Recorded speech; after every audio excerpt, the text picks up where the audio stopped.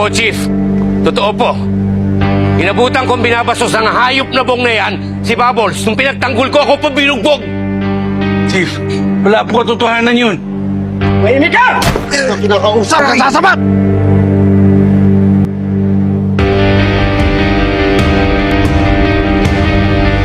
Tanggol!